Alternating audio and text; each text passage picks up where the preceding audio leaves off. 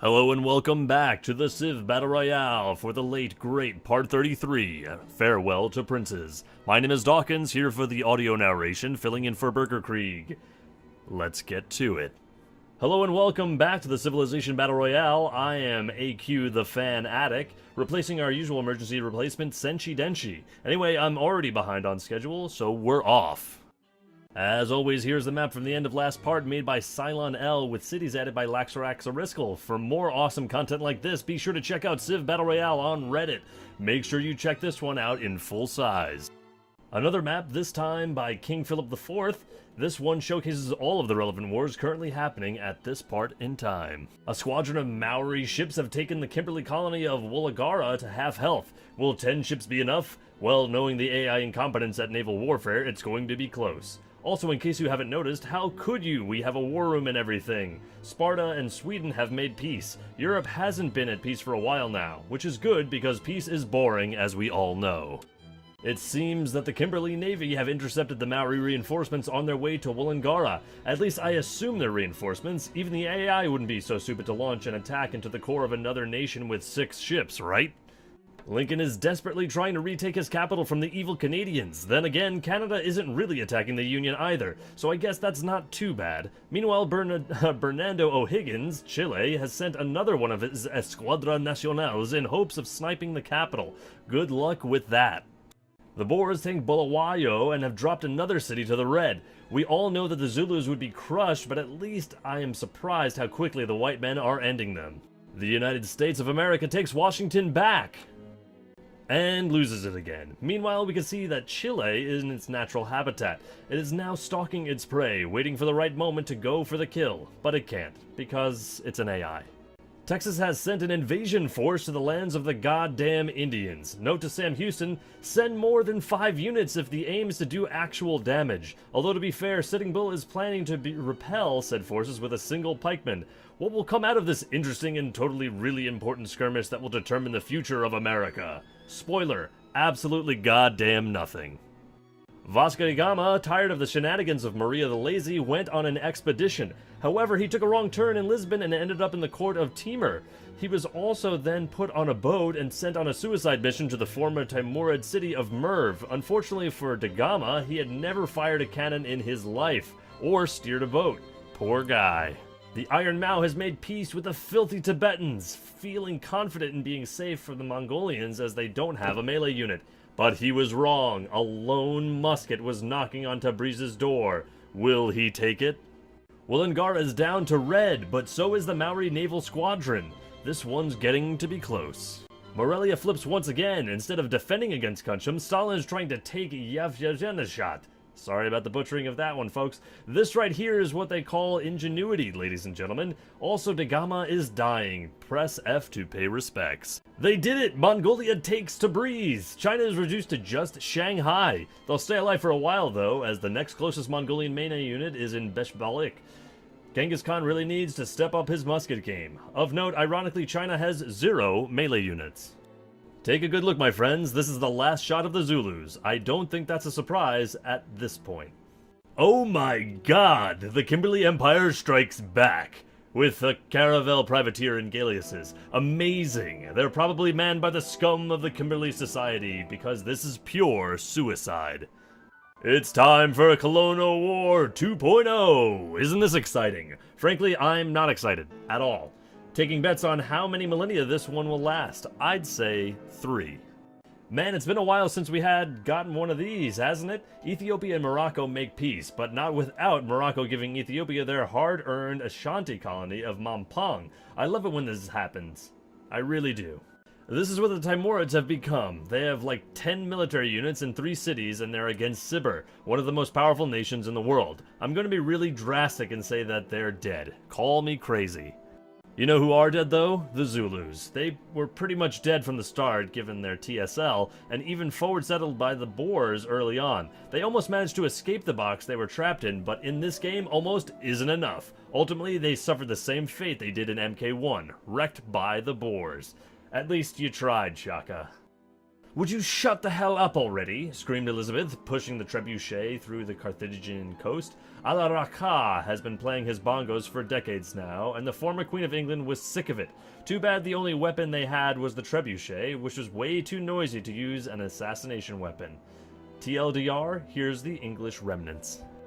The mystery has been solved, everyone. This is why the Mughals are boring. Akbar went to Sweden. It all makes sense now. We did it, guys. Nishapur is under attack. From what, though? I am not certain. Meanwhile, Sibir forces are looming on the Timur capital. F. Wow, Korea actually managed to take Kyoto. That's pretty impressive, even if the Viet border gore is really helping them. Good job, Sejong. Border gore, also known colloquially as a freedom tile. The Champa have found out that Akbar's absence and decide to capitalize on it. Akbar's slow niece has taken control of the Mughal nation and retaliate by declaring war on Argentina. Would somebody replace this guy, please?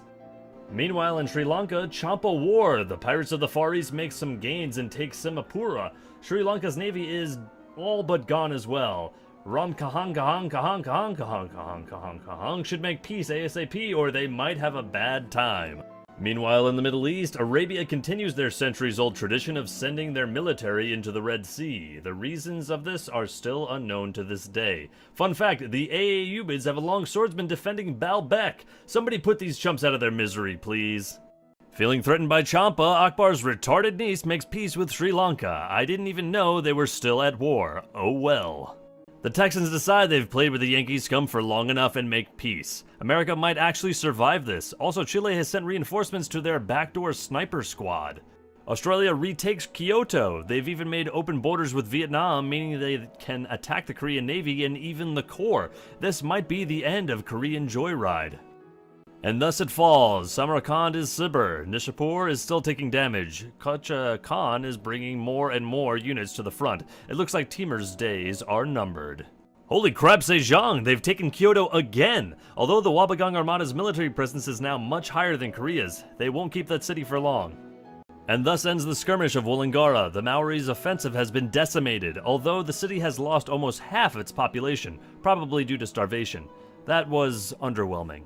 Here's a shot of the big and scary Iceland along with the latest World Congress proposals, embargo Vietnam, and historical landmarks. The Arctic stalemate ends with no cities other than the Yakutia Sun 31 flipped. This was supposed to determine the future of the world, damn it! Strangely, I don't think the Yakutians have the ability to care less. An update from Oceania where an invasion has been launched against Burma, I think. There's so many ships under different flags, I don't know who's attacking what. What I do know, however, is that there are 3 triremes in this slide. I mean, come on, it's 20 BC. I was right in not getting excited. How on earth can 2 nations make a war this boring? Hell, the Inca-Burma War will probably see more action than this. The Bucks have entered the modern era, and that's a really scary navy. Too spoopy for me. The Tims are reduced to 1 city. Desperately, they're sending a trebuchet and their finest engineer on exile so that their culture could be preserved. Check out the uppermost message. I wonder who it is. I'd love it if it was Iceland. That would be suicide. But there's always the chance that nothing will happen. Curse Napoleon's fickle heart. Well, we all know who it was. It was Texas. I stand corrected. This war will surely prove interesting, as both nations have pretty shitty navies. Also, there's a buccaneer or 2 in the way. Thanks for this, AI. Sparta grew tired of Maria being alive and declares war. Let the battle for Rome commence. It also seems for Sparta that France shares open borders with them, so there's that too. Here's hoping for a bloody war. Having no land to improve, the Hunnic workers have gone on to a Mediterranean holiday. Activities include drinking rum with the pirates that are passing by, swimming, more swimming, and swimming with elephants. The Timurids recapture Herat. What a valiant battle, with a Timurid writer, musician, and artist in tow. In a few decades, this will surely be written down as one of the greatest Korean Broadway musicals of mankind. The Yakuts strive for global relevancy as they kind of launch an invasion on Hiroshima. The success of said mission could be argued upon. Here we go, the last stand of Mao. May he die as he has been living, gloriously. Also, the Mongols brought in a melee unit this time, even though it's not quite on the front lines.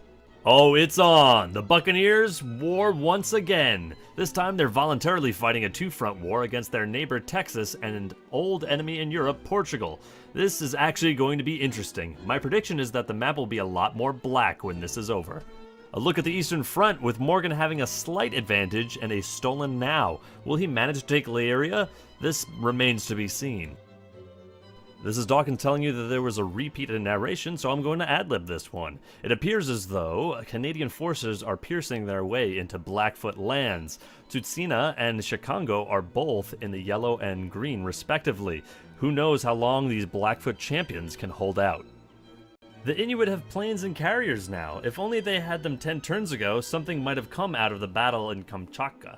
Another shot from Oceania, with Sri Lanka, Indonesia, and the Champa having a threesome skirmish in the middle of the ocean just for the hell of it. I wonder how the AIs think they're benefiting from this. Lincoln flips Washington, again, but this time it might stay that way as Leicester doesn't have any melee units on the front.